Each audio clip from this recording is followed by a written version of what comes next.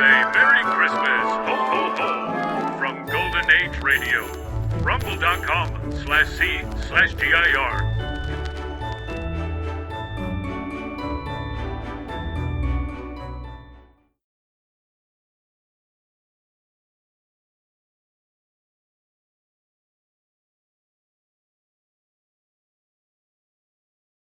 LUX presents Hollywood.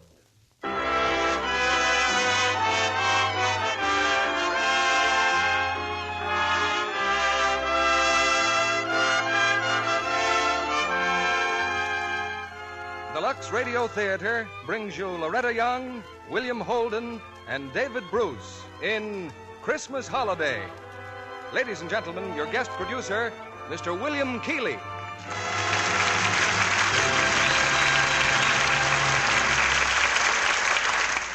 Greetings from Hollywood, ladies and gentlemen. Probably no modern writer has given us more extraordinary situations in his stories, more excitement and suspense and drama than W. Somerset Maugham. Tonight we bring you Universal's adaptation of his recent novel, Christmas Holiday, the compelling story of a woman whose life is shattered by a tragic crime, who finds herself caught between a hopeless love and a man who tries to free her from its bondage. That woman is portrayed tonight by one of Hollywood's outstanding stars, Loretta Young, making her 18th appearance on this stage. Co-starred with Miss Young is David Bruce from the original screen cast of Christmas Holiday. Also, William Holden, who just last week received his honorable discharge from the Army Air Forces and is making his first return appearance in radio. I had the privilege of following Bill's career when I was in the same branch of the service, and also the privilege of following the productions of this theater, broadcast overseas by shortwave. I can honestly say those broadcasts were as much of a blessing to men in isolated islands, steaming jungles, and waste deserts as a cake of LUX soap. And that is no exaggeration. If people knew how much small luxuries like a cake of LUX soap are appreciated overseas, I'm sure we'd all be doubly grateful for them here at home. Grateful, too, that LUX can bring us three fine stars, Loretta Young as Abigail, William Holden as Jerry, and David Bruce as Robert in Universal's Christmas Holiday. Our curtain rises on the first act.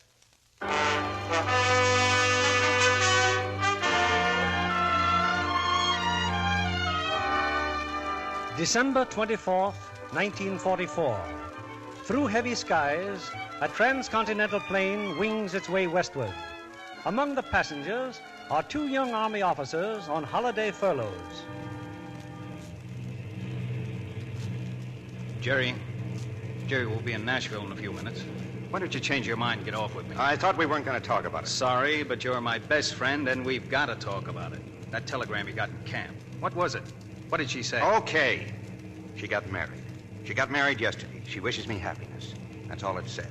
That's tough, Jerry. Yeah. Can I use for a wedding ring? Here's one you can have cheap.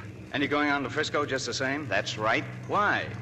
Suppose you do see her. What good'll that do you? Look, Jerry, get off with me. We could have a terrific time. It's practically Christmas Sorry, Eve. but I'm going. Jerry, forget her. Forget her as fast as you can. Now, you're not going to make a fool out of yourself just because I've already made a fool out of myself. And she's not going to get away with it. Look, No, Jerry... That's all I've got to say. Well, maybe you'll change your mind later. You could always get off at New Orleans. I'll pipe down and lay off. Well, I suppose you know what you're doing. Yeah. I know just what I'm doing.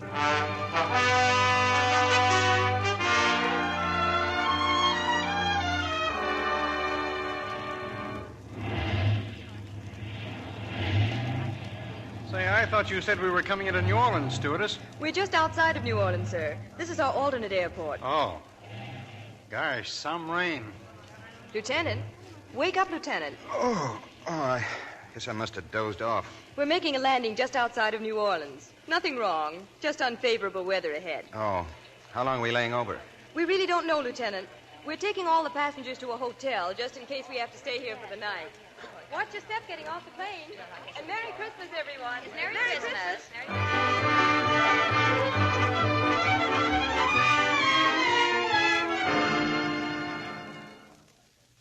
Now, if you've all registered here at the desk, ladies and gentlemen, you can go to your rooms.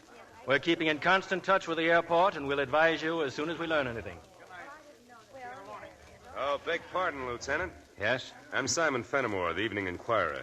You one of the party that made that emergency landing? That's right. Oh, anything happen? Anybody hurt? No, nothing happened. Not a thing. Oh, I was afraid of that.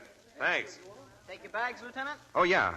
Room 1012. This way, sir. Look, you suppose I could get anything to eat down here? Dining room's closed, sir, but you can probably get a sandwich at the bar. Okay, here. You can go on up with the bag. Thanks, Lieutenant. Oh, hello, Lieutenant. You know, I've been watching you. Ha, what's the matter? Christmas kind of getting you down? Have a drink, Lieutenant. No, thanks. No? Oh, Steve. Yes, Mr. Fenimore? Double scotch, straight. Yes, sir.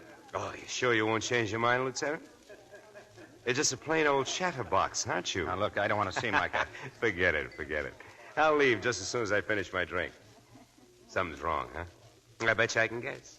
You figured on being in San Francisco bright and early Christmas morning, and here you are, trapped like a rat in New Orleans. Am I right? Well, I had sort of planned... I thought so. Planes all grounded, trains sold out. Wait a minute, I got an idea. If anybody can fix anything, I know the one who can. And you and I are going there. What are you talking about? About a place called the Maison Lafette. And a dame called Valerie DeMoro. Oh, she's the greatest little fixer south of Chicago. Come on. Now, wait a minute. I don't get it. What and where? Well, it's a nightclub. Maybe not too high class. But who cares? I'm the public relations counsel. Press agent. Well, thanks, but I've got to stay here. There's no telling when they may resume my flight. Oh, just leave word at the desk where you've gone. You think that's safe? Of course it's safe. Besides, what have you got to lose? Believe me, they don't roll second lieutenants at the Maison Lafette. They don't generally have more than a couple of bucks on them and a picture of a sweater girl. Come on, what do you say? Well, just what you said. What have I got to lose?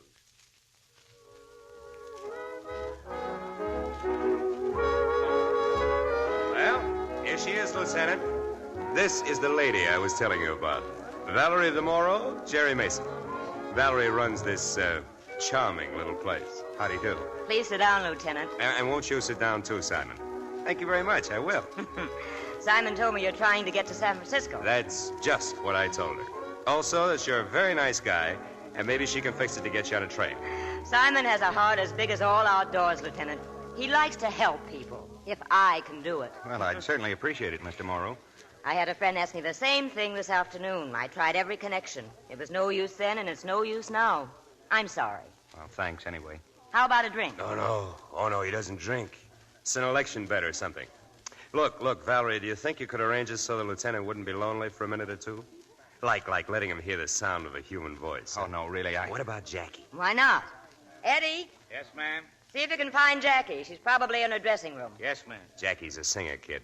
She's the so-called star of our so-called entertainment here. Look, now, there's really no need for anything like that. Relax, will you? You give me the willies. It's Christmas Eve.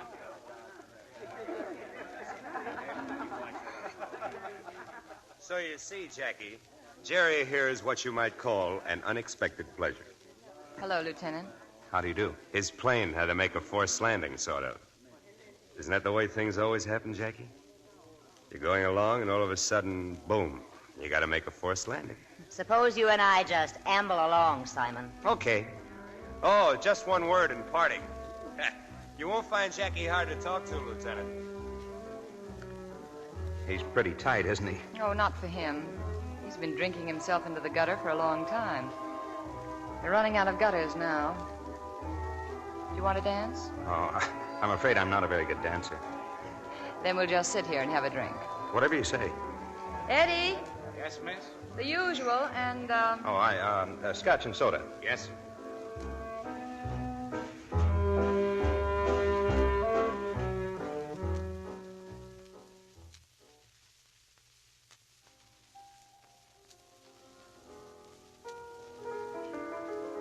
Well, having a good time? Oh, hello. Yes, fine. Our friend Mr. Fenimore just passed out, but don't worry, Lieutenant. He had you on his mind. He just written you a note. Here. A note? Well? It just says midnight mass at the St. Louis Cathedral. midnight mass. Oh, maybe you know what he means, Lieutenant. I don't. You're going to the cathedral?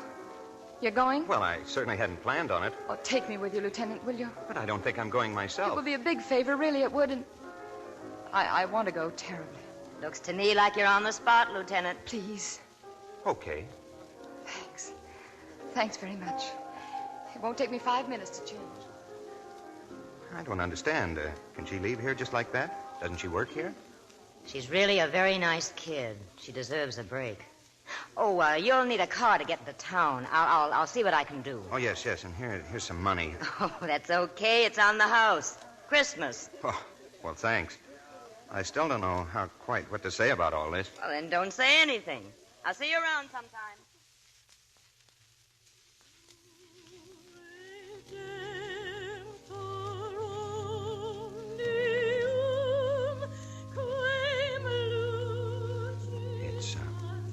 It's beautiful, isn't it? Yes.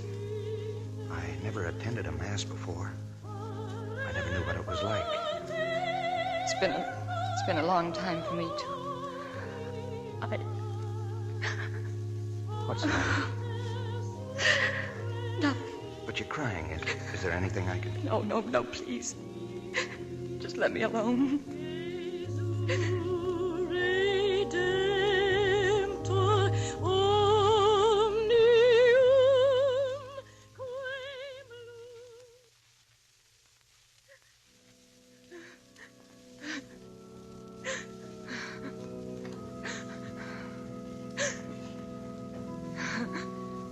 Jackie, I think we'd better leave now.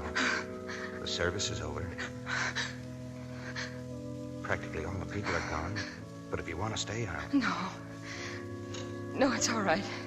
Would you like me to take you home? No, not yet. Would you like a cup of coffee or something? Do you mind? Oh, no, I was hoping you would. All right. But I'll have to stop by the hotel first. There's still a chance that my plane may get out. Your plane? Yes, that's right.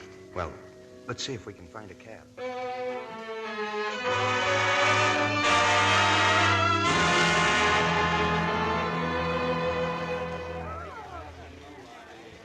Well, Lieutenant, any news? The desk clerk says the airlines are calling back in a little while. There's still a remote chance of leaving tonight. I'd better get on home then. Oh, no, please. We still can have a cup of coffee. There's a bar just across the lobby. A bar that serves coffee? Well, let's find out. Come on.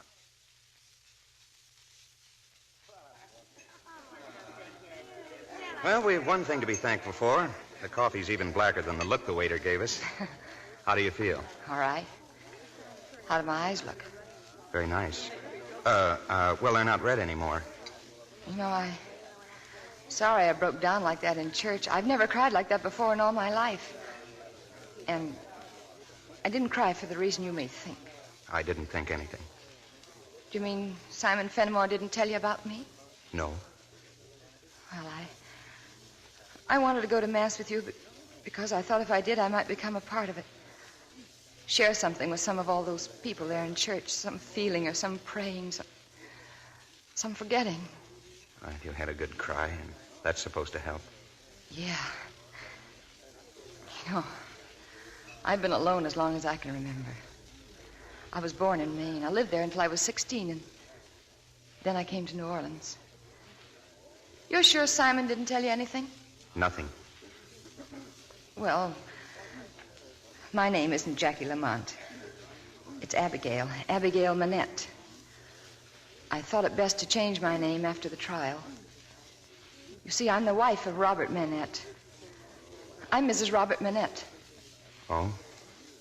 3 years ago, my husband murdered a man named Harry Jordan. He was convicted and sentenced to death. And then they changed it to life imprisonment. He's in the state prison right now. Look, there's nothing you have to tell me. Really, I want to talk. Really, I want to tell you. Robert and I had been married only about 6 months. I didn't think it was possible to be as happy as we were. Maybe I mean as I was. They wanted me to divorce Robert after he was convicted. They said it was shameful that I should still love him. As if you could stop loving just because it's shameful to love. That night he killed Jordan. He came home very late. I didn't see him until the next morning. He was still sleeping when I went downstairs to the kitchen, and Robert's mother, We were living with her. She was fixing breakfast. Good morning, Mother. Good morning, Abigail. Robert's still asleep. He didn't get home till late. Yes, he stopped by my room. We talked for a while. Didn't he tell you? Oh, I brought his suit down. I'm going to press it for him. I'll have it all ready for him when he gets up. Oh, dear. What is it? Oh, look, there's a stain on his trousers, and it's his new suit, too. The coffee's ready. Take some up to Robert. It's time he was awake. But, Mother, he always likes to have it here with me. He'll be down in a minute. And... Abigail, take his coffee up to Robert. All right, Mother. Robert is up. Robert will have his coffee with his wife and his mother. Then hurry up, darling. Good morning, Mrs. Manette. Good morning. And good morning to you, Mrs. Manette. May I breakfast in my robe? Sit down, Robert. If you look for your trousers... As I most definitely did. Well, I was just about to press them. Thank you, darling. Well, Mother, where is it? The morning paper. Here. There's nothing in it. Oh. Just 24 pages of blank paper, huh? You know what I mean. There's nothing. Nothing? You're sure? What's this nothing? Nothing what? Oh, you should know Mother by now. She says there's nothing. There's nothing. Sit down, sweetheart.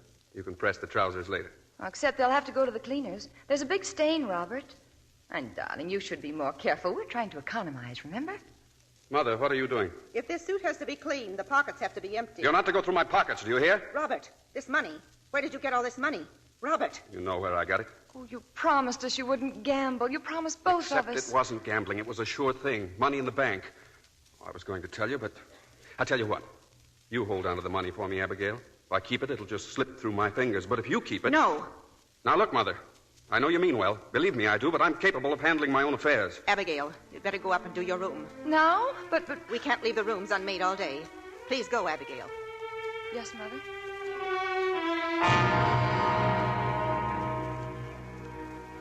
I was hurt and puzzled and so worried. I said nothing to Robert when he came to kiss me goodbye. Nor did I say anything during the afternoon when I saw Mrs. Manette slip into the backyard carrying Robert's suit. She went to the incinerator and threw it in, and stood there until it was consumed. When Robert didn't come home for dinner, I made up my mind to get to the bottom of this mystery at once. Mother. Yes, dear. I've wanted to talk to you all day. I must talk to you. What is it? What's it all about? What's what all about, Abigail? Well, this morning. About there being nothing in the paper. Nothing about what? And Robert's trousers. You burned the suit in the incinerator. Why? I burned his suit? Robert's suit? Yes. Oh, now I know what you're talking about. You remember that old blue velvet dress of mine? Well, I just decided I couldn't stand to look at it another minute. Robert's suit. I could get nothing more out of her. A little while later, we had a visitor, a detective.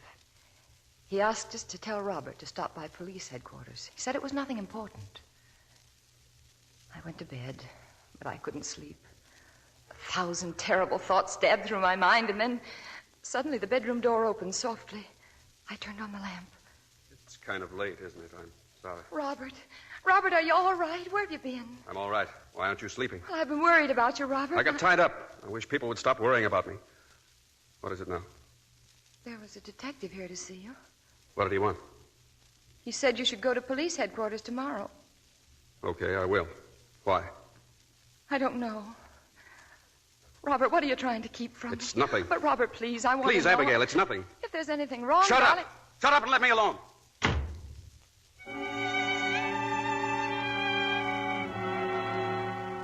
He wasn't gone for long this time. When he came back, he was a different person. Oh, he was so gentle and so sweet. So full of remorse and begging for forgiveness. Darling, how can I tell you how sorry I am? You know I wouldn't want to hurt you for anything in the world. I know that. Please say you'll forgive me, please. I do, Robert. I do forgive you. Darling, you must tell me the truth. Where did you really get that money? You didn't win at gambling, did you? No. Darling, you know how silly Mother is about putting her money in a bank. Yes? You know about that cash she keeps in her room. Well, I got in a jam last week, and, well, there was just no other way to get out of it. I borrowed some of it. I see. Sweetheart, I know I've said it 100 times before, but this time I mean it. Everything's going to be different. Oh. Abigail, after all, those people had to be paid. What people? Well, you know, those people I owed money to, Jordan and those other bookmakers. I don't believe you. What about that detective? And what about those trousers? Mother couldn't get the stain out. I put this suit on and took the others to the cleaners. Robert, I saw your mother burn those trousers in the incinerator. Okay. I lied to you. But if anybody asks you, I got those trousers dirty cleaning the car. But why? Do you hear me? Cleaning the car. They got dirty, and my mother gave them away to a tramp. You stick to that story, Abigail. It's a story my mother's going to tell. And about the money, if anybody asks you, you never saw that money. You never knew I had it. My life may depend upon it. No. Abigail, if you ever loved me. I don't know what you've done, Robert. I can't help myself. I'll always, always love you.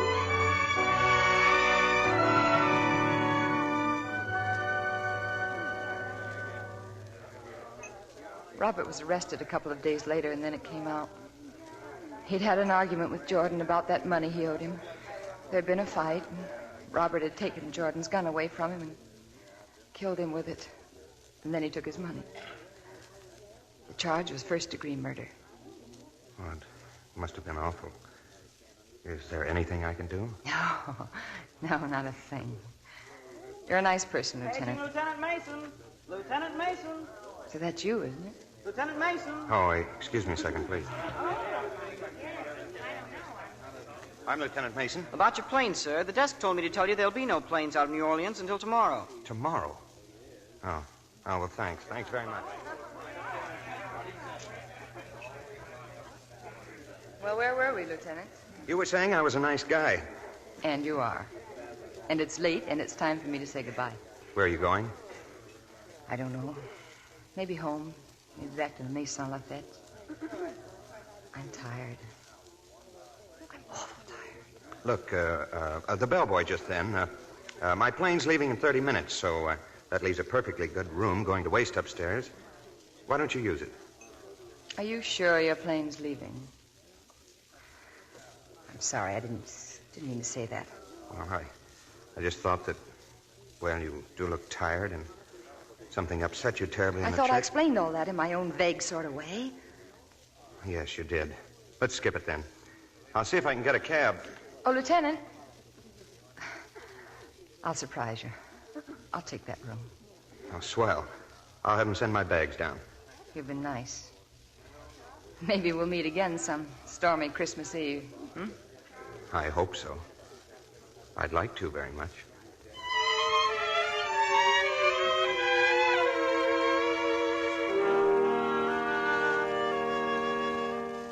You're not checking out, Lieutenant? No, but I won't be back tonight. I've loaned the room to a friend of mine. But your package, sir? Check it down here, can't you? I'll be back in the morning. Well, yes, if you wish. Thanks. You see, Oh, would you care for the morning paper, sir? They just came in. I was just looking at that headline. Manette escapes from state prison. Yes, that Manette fellow. He was in there for life. It was quite a sensational case. Good family, you know. Oh, they'll catch him all right. Yes. Yes, I guess they will. Well, good night. Good night, sir. Merry Christmas.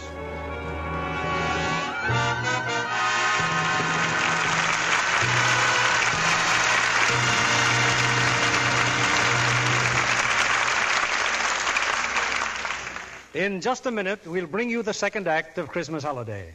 Right now, I see Libby Collins, our Hollywood reporter. What's new tonight, Libby? Well, it's news when a famous singing star has a brand new type of role in her latest picture, isn't it, Mr. Keeley? Well, that must be Deanna Durbin, if I know my movies. Mm-hmm.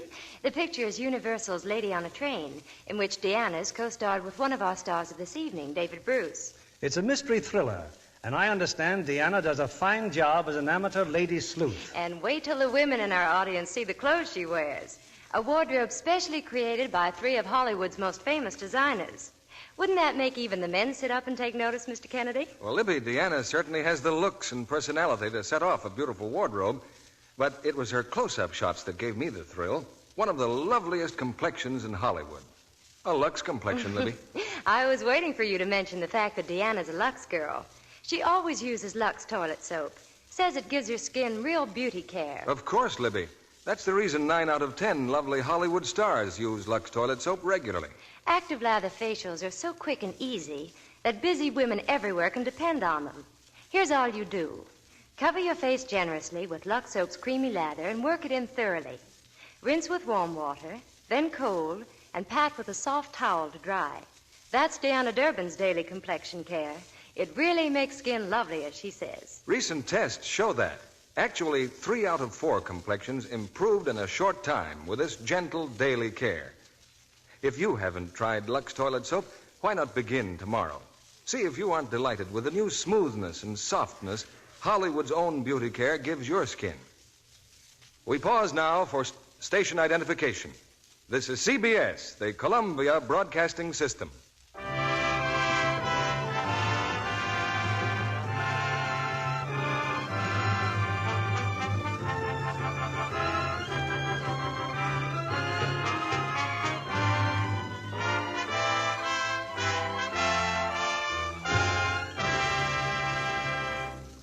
Act 2 of Christmas Holiday, starring Loretta Young as Abigail, David Bruce as Robert, and William Holden as Jerry.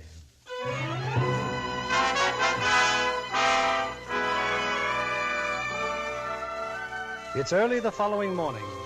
Through the fog and rain, Lieutenant Jerry Mason makes his way back to the hotel.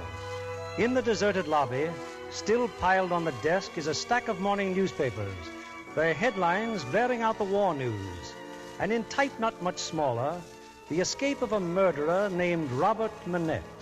In room 1012, a girl who married Robert Manette is about to check out.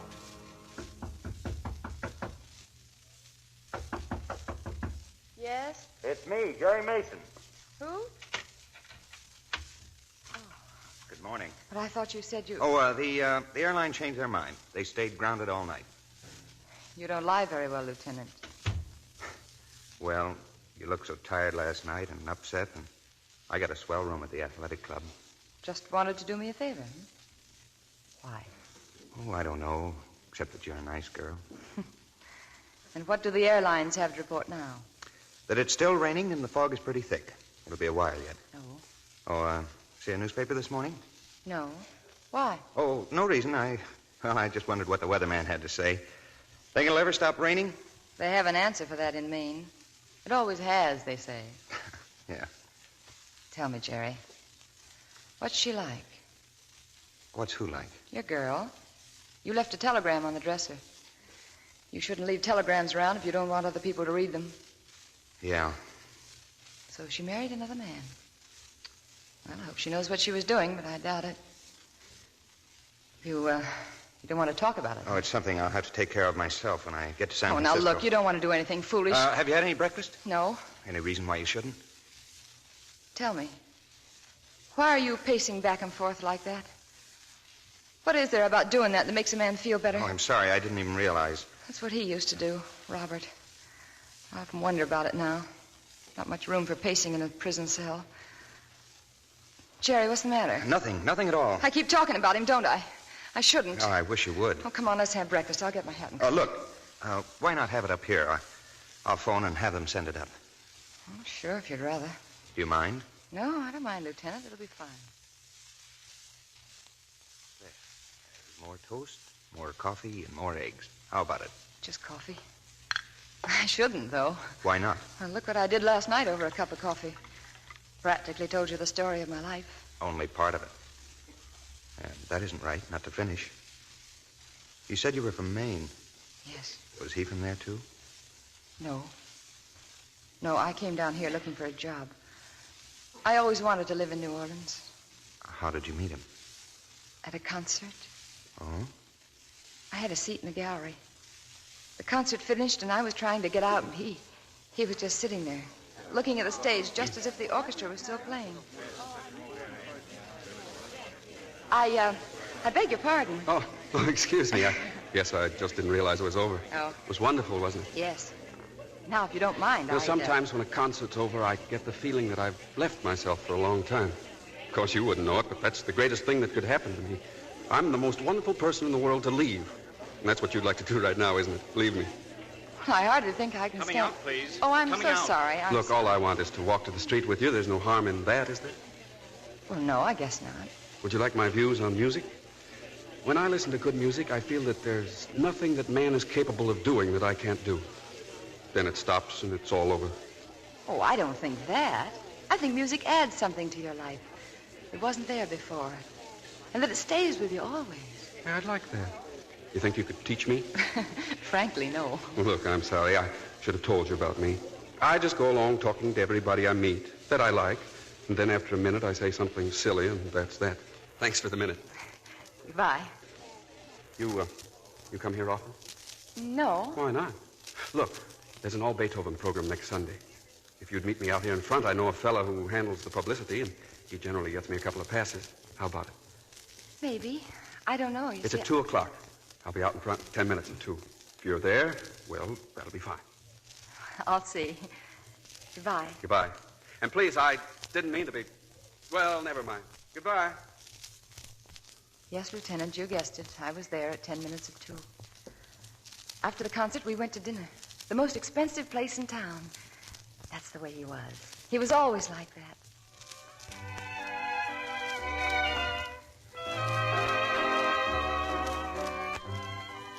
You keep looking at your wristwatch, Abigail. Well, that's because I keep thinking of a stack of envelopes at home. I have to have them all addressed by morning. Why? So I can get paid. So I can eat. Well, you've got something there. I told you I worked in a stockbroker's office, didn't I? Yes. But I just got fired. Oh. I get fired all the time. You don't know much about me, do you? Well, a little. I'm very observant. All you really know is that my name is Robert Minette. Now, does that name mean anything? Well, isn't there a Minette Park down by the river? Yes. And a Minette Street, and there used to be a Minette Mansion. My great-great-grandfather was Governor General of Louisiana before there was a United States. For 150 years, there hasn't been anything going on around here that a Minette... Well, it does something to you to get standards set for you and ideals and ambitions that, well, that you just know are too high for you. You're a Minette, so they expect you to set the world on fire. Except I don't have a match. You do understand, don't you? Yes, I do. Well, then you're a genius, because I don't. Anyway, now you know why I am the way I am. Oh, what's the matter with the way you are? If you think I'm going to tell you, you're wrong. You haven't caught on to a very important thing. What? I'm doing my best to get you to like me. Now, which do you like better? The person I pretend to be or the person I am? Oh, the person you are. You're making a terrible mistake. I don't think so. Well, if you really don't think so, that'd help an awful lot. Come on, let's dance.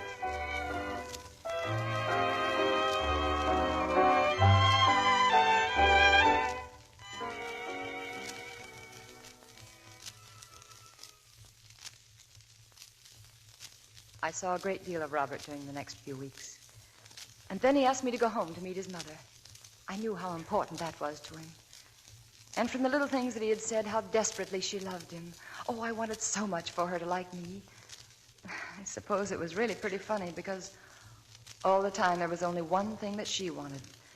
And that was to be able to like me, to approve of me. Because I was her last chance to save Robert. I've often wondered what would have happened if she'd told me all she knew about him that first afternoon when we were alone. More tea, my dear. No, thank you. I hope you'll forgive me, Miss Martin, if I seem terribly blunt. We've discussed a lot of things this afternoon, but I know what's on your mind, and I'm sure that you know what's on my mind. Ever since Robert met you, he's been able to talk of nothing else. Do you always have that effect on young men? Well, I really don't know. You see, Robert's the first young man I've ever known. Well, what I mean is that I know what you mean. Tell me, are you in love with my son? Yes. Well, this may seem a little silly to you, but ours is a very old-fashioned family, and, well, Robert wouldn't think of marrying without my consent. I want you to know that he has it. He wants to marry me? Hasn't he told you? No. Well, he does, Abigail, with all his heart. Oh. And I want him to, with all mine. Oh, thank you. Thank you, Mrs. Minette. There's just one thing, dear. Yes? There are certain traits in Robert that you may... Oh, they're nothing really evil, believe me. He just sometimes forgets his sense of responsibility. That's why I'm so glad you're the kind of person you are. Between us, we will make him strong. Now go find him, dear. Tell him he can come in now.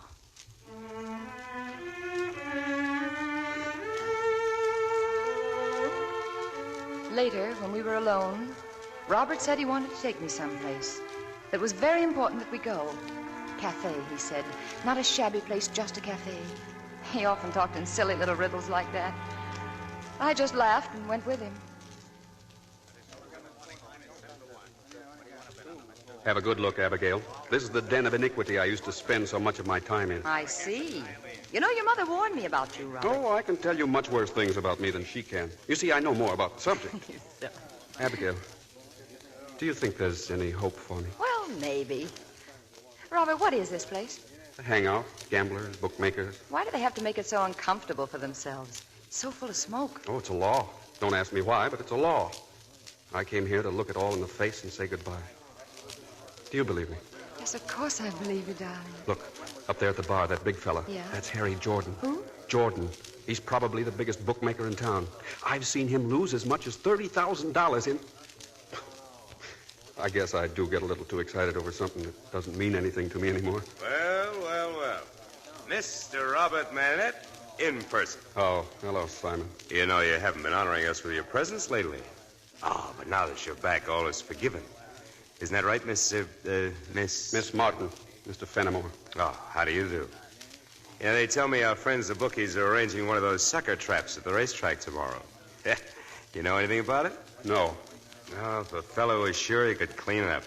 But that's the trouble with these dirty crooks. You never know when they're on the level with their crookedness. Isn't that right, Miss Martin?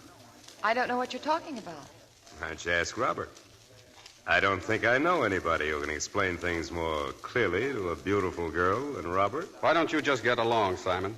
Yeah, I've got to go to the paper anyway. Got a lot of good stories to write. Fire of mysterious origin. Bad boy meets good girl. Damage estimated at $3,000. I can't tell you what an interesting life a reporter leads. You're getting way out of line, Simon. I don't mean anything. See you later. Goodbye, Miss Martin. I'm sorry, darling. He isn't really a friend of yours, is he? No, just a newspaper reporter I happen to know. Oh. Abigail, I'm trying to punish myself. I wanted you to see how rotten I've Darling, been. you mustn't. It's all right now. It's all past. You'll believe that. You'll help me. Darling, I love you. Let's get out of here.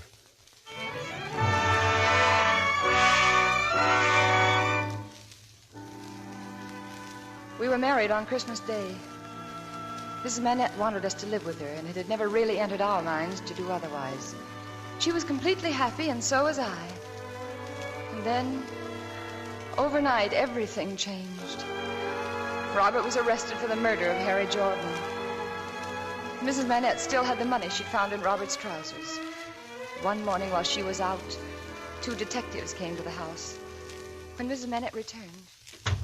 What happened, Abigail? Did they find the money? What happened? Nothing. They didn't find anything. Oh, thank goodness. I saw their car here. I kept walking around the block until they left. They didn't find the money, Mother, because I did. What do you mean? Sewed into the lining of the draperies. I had to hide it, Abigail. Robert must have a good lawyer. Lawyers cost money. Well, I destroyed the money. I burned it. Oh, no. We could never use that money, Mother. Abigail, I swear to you by all my love for Robert and for you that he did not kill Harry Jordan. You know and I know, Mother, that he did. Are you going to turn against him, too?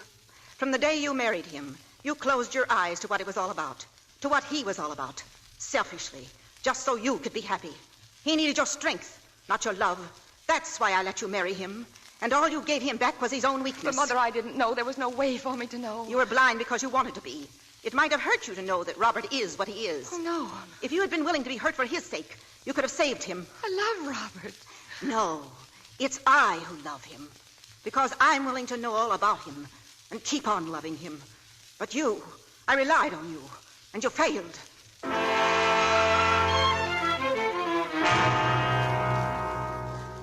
The trial was short. Robert had confessed. We walked out of the courtroom together, Mrs. Manette and I. Neither of us could say anything. But outside, on the steps of the courthouse, suddenly she whirled and faced me. You killed him! You killed him! You killed him!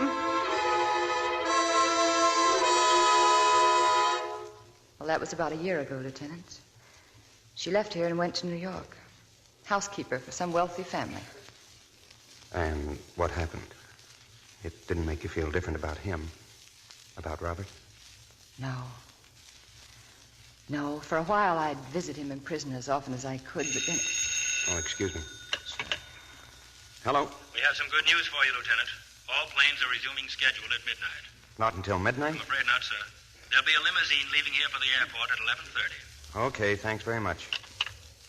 Well, looks like I'll be on my way tonight. It's funny, it stopped raining and I didn't even notice. Shows what an interesting talker I am. Well, I'll run along now. It's been nice meeting you, Jerry. It was even nicer of you to listen to me. Good luck. Thank you. I guess I should say Merry Christmas. Except it isn't, is it? Oh, sure. And thanks for the use of your room. Goodbye. Goodbye.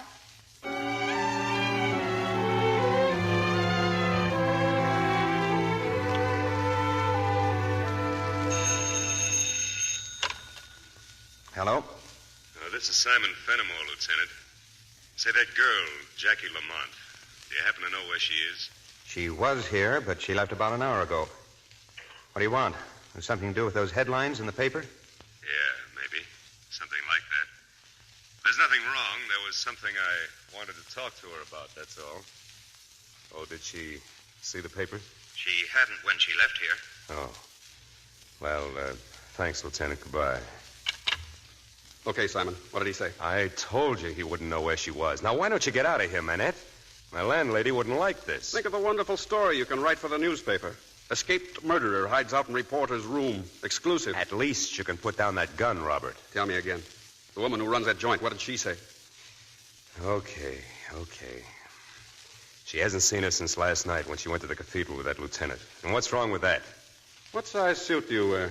Look, Robert, the cops are looking for you all over town. And I want to shave, Simon. I want to look pretty when I see my wife again. Clean and pretty. You can understand that, Simon, can't you? Yeah, I understand. Well, I'll get on downtown. Help yourself to whatever you want. No, Simon. I'm staying here till it's dark. And you're staying with me. I went to a lot of trouble to see my wife. My wife who gets a job in a place like the Maison Lafette while I'm in prison. I've got things to talk over with her. You can understand that, too, can't you? What are you going to do? Just straighten out my family life, that's all. What time does she go to work at that place, the Maison Lafette? Oh, I guess about 9 o'clock. That's fine, Simon. And that's where we'll be tonight, you and I. 9 o'clock at the Maison Lafette.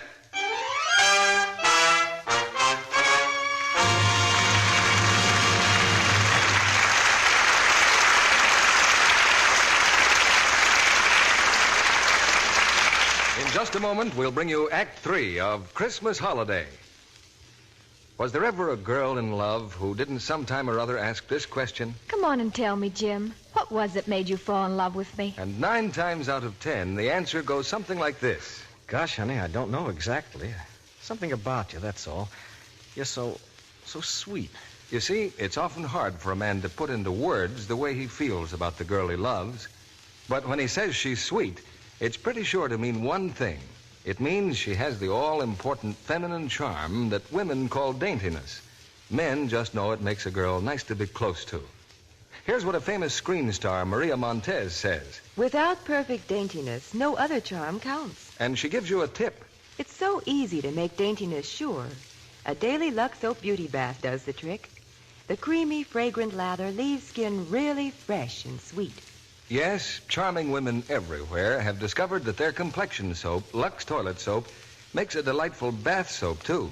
They love the luxury of this satin-smooth cake, the delicate clinging fragrance it leaves on the skin. They love the way it lathers, even in hard water. Yet LUX toilet soap is thrifty, too. Each cake can be used to the last thin sliver. So, for a real beauty bath, use the soap that's luxurious yet inexpensive. The soap 9 out of 10 screen stars prefer. Hollywood's own beauty soap. Why not get some fragrant white LUX toilet soap tomorrow? We return you to Mr. Keeley.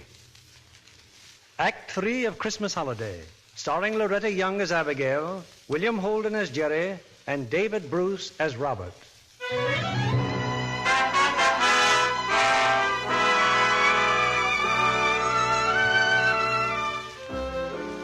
It's a few minutes before 9 o'clock at the nightclub called the Maison Lafette. The crowd tonight is unusually large, perhaps because of the holidays. Perhaps because the wife of an escaped murderer is billed as the star entertainer. Among the crowd is Jerry Mason. Quickly, he seeks out the proprietor, Valerie DeMoro. Hello, Mr. Morrow. Well, good evening, Lieutenant. How are you? I thought you were well on your way to Frisco by now. Oh, the planes aren't leaving till midnight. Mr. Morrow, she's here, isn't she? Jackie Lamont? Close the door. Yeah, she's here, Lieutenant. She's getting ready to do a number. You heard about her husband? Yes. How is she? Wouldn't you know?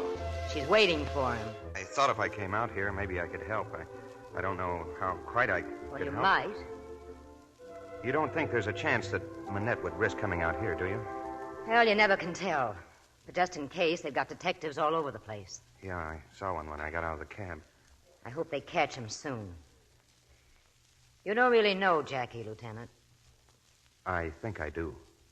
I like that crazy kid. I like that one-man look in her eyes. I only wish she were a different kind of guy. When she came here tonight, I told her to go on home, but she wouldn't go. She wants to do a job.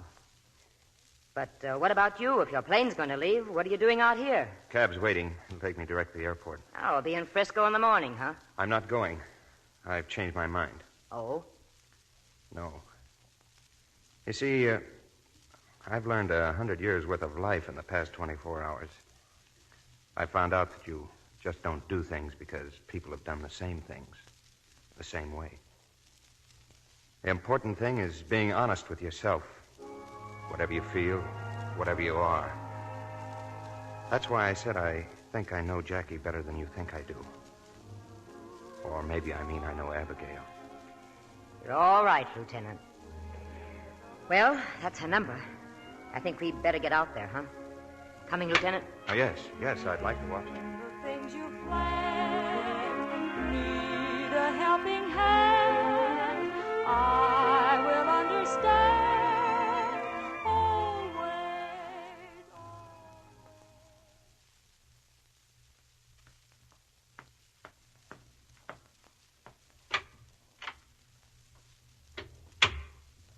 Did they let you away that easy?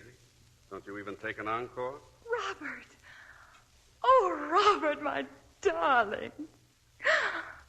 Oh, here, let me look at you. Let me look You at look you, well, Abigail. Abigail. Oh, no one has called me that. Oh, that's right. You're Jackie now, aren't you? Yes. Jackie Lamont. No, don't turn on the light. I like it this way. It's a nice effect.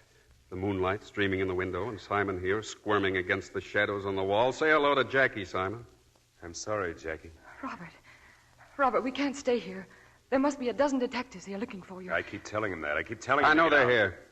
They're on the dance floor, and they're at the front door, and they're at the back door. Yes. Kind of forgot I might not want to come in that way just to please them. Simon and I use the window, and I'll go out the same way. We'll have to hurry. I can be ready in just a minute, and we'll need some money. Maybe Valerie Wait a will minute. give us some... You mean you want to come along with me? Why? Tell me that. Why? I've kind of had the idea the last 2.5 years that you'd gotten used to getting along without me. At least it looked like that, didn't it, Simon? Robert! I'll get the money. You're staying right here. What kind of a fool you think I am? You thought I'd rot in jail, didn't you? And you could do whatever you wanted to. Probably I'd never know. And even if I did, it wouldn't make any difference. There'd be nothing I could do about it anyway. Whatever made you think you could get away with it, Abigail? Robert, I love you, darling. I love you. I You love know, you. the way you say it, I could almost believe it. Say it a little louder. I'd like the press to hear it. Say it for Simon. There hasn't been a second that I didn't love you. Sure. Right here at the Maison Lafette. There's only one reason I've been working here. Only one. When it was all over the trial and everything, I saw that your mother was right. I should have kept you from doing those things you were doing, Robert. I was just as much to blame as anybody. I can still hear them call you guilty. Guilty, guilty. I knew it was meant for me, too, and I wanted to die. But you were in prison, Robert, and you were alive. That's why I had to live like you and to suffer like you. People I've met here had nothing but contempt for me. And that's what I wanted, was contempt and degradation. And now, darling, now do you know? This is my prison, Robert. But I'm not as strong as you are. I can't break out without you. I need you, darling. I've been holding on to you all this time, Robert, because I love you. they told me after the trial how my mother stood on the courthouse steps and slapped you across the face. It's time that I give you your reward, too. Anybody that loves as much as you do is entitled to a reward. Manette, don't. Manette, put down that gun. You've never loved anybody but me, Abigail, isn't that right? No one else but me. No. Of course, people don't understand. They never do. Why, there might even be somebody who thinks you didn't love me, that you enjoy your career out here. And maybe that's true. Maybe people are right. Maybe you're what they say you are, a cheap dirt... Stop it, Robert! Who's in here? What's going on? Get away from that light switch. Come in, both of you. Close that door. Now, get over against the wall. Yes, soldier, you too. Now, don't be a fool, Manette. You ought to know how easy one of these things can go off, soldier. If you got any sense at all, you put that gun away. I promise the police won't try any rough stuff if you do. Get smart, will you, Manette? Put that gun down. Wait a minute. What do you mean, you? You promise? They're closing in. I heard them talking just now. I heard them mention this dressing room. You killed a man once, Manette, and you didn't get away with it. This time they're going to hang you. Shut up. You're not going to kill anybody here, Manette.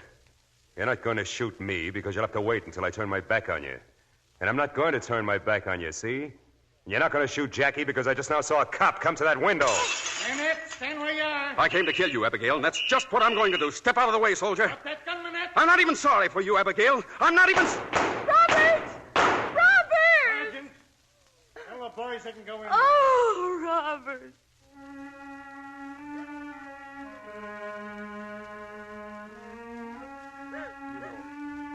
You know, I never saw you cry before. Not once. Oh, Robert.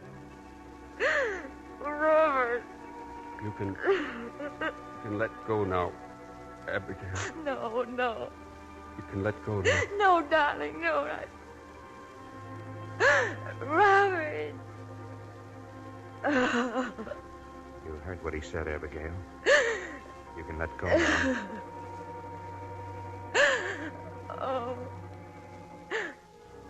Oh, take me home. Oh, please, take me home.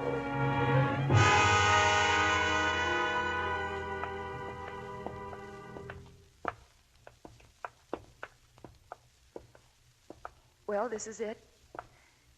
This is where I live. Thank you, Jerry. I was planning to go to the airport in a little while, Abigail. Except I'm not going until I know that you're all right. Until I know what you're going to do. I won't leave until I know. You know, all of it was like a dream. A beautiful dream at first. And then a nightmare that wouldn't end. It would never end as long as I lived. But tonight it did end. I'm alive. Abigail, I'm all right. Really, I'm all right. I'll be going back now, Jerry. Back to Maine, I mean. My grandparents, they live there. I think I'd like to see them. do you remember what you said a little while ago? You asked me to take you home. I can't tell you how that made me feel. I'd like to do that, Abigail. I want to do that. Back to Maine. Would you let me? Oh, Jerry, you're looking ahead, and I know what you're thinking, but it would be a mistake. Really, it would. I know it would. Oh, you saved me from one mistake. I was going to San Francisco, remember? All I want is to take you back, Abigail. And then maybe, if I ever get another leave sometime, maybe I could come and see you.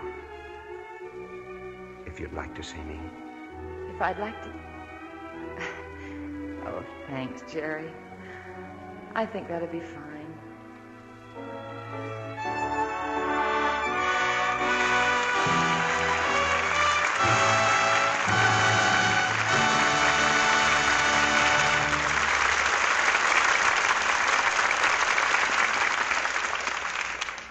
Now that we've had our Christmas holiday 3 months ahead of time, I think you'll all agree that every minute of it was a great experience.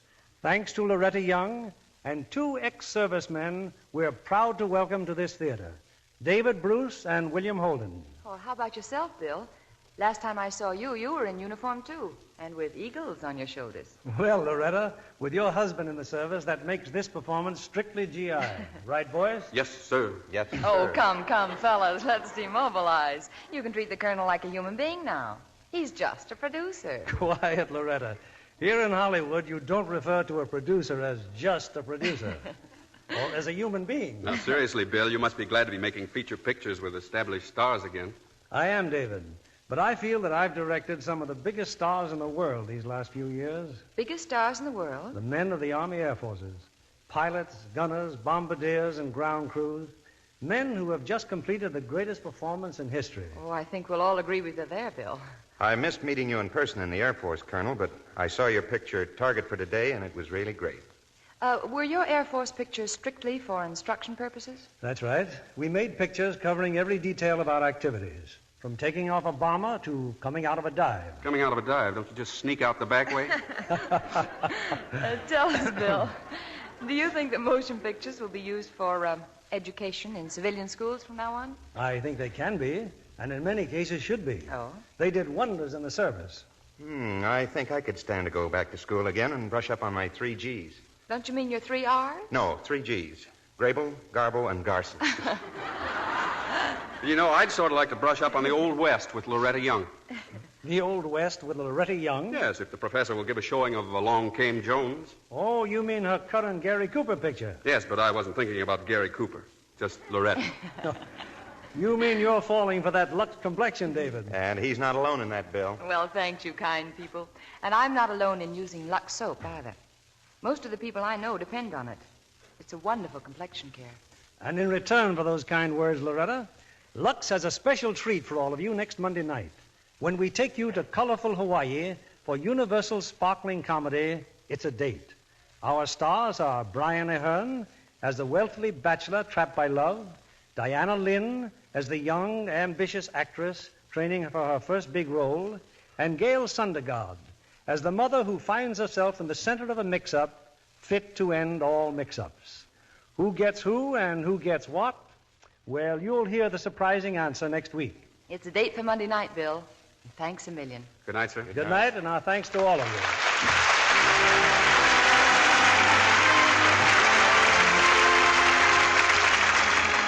Our sponsors, the makers of Lux Toilet Soap, join me in inviting you to be with us again next Monday evening when the Lux Radio Theater presents Brian Ahern, Diana Lynn, and Gail Sundergaard in It's a Date. This is William Keeley saying good night to you from Hollywood.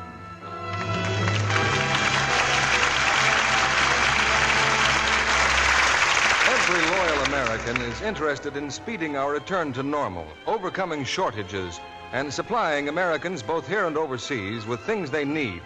So remember, we are still critically short of these very essential products, fats and oils. Waste fats are important not only to the manufacture of medicine for our wounded, but equally important in the manufacture of civilian goods. Automobiles, tires, vacuum cleaners and refrigerators, nylon, plastics, paint, soap, and scores of others.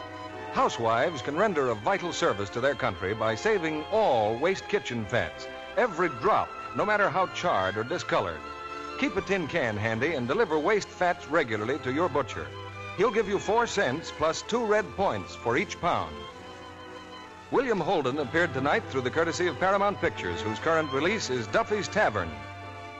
The war is over, but with millions of our men and women overseas, the Hollywood Victory Committee has pledged its continued support to the entertainment program of the USO. To date, almost 4,000 Hollywood performers, stars of screen and radio, have traveled millions of miles to brighten the leisure hours of our fighting forces. With the support of the entire motion picture industry, they'll continue to visit our occupation forces, just as they are currently entertaining wounded servicemen in hospitals and convalescent homes throughout America. This program of the Lux Radio Theater will be broadcast to our men and women overseas through cooperation with the Armed Forces Radio Service. Our music was directed by Louis Silvers. This is your announcer, John Milton Kennedy, reminding you to tune in again next Monday night to hear It's a Date with Brian Ahern, Diana Lynn, and Gail Sondergaard. 3 little words when you bake and fry mean surefire results. Rely on Spry. Rely on Spry for light, full-flavored cakes, tender, nut-sweet pastry, crisp-coated, digestible fried food. You can say that again. Rely on Spry.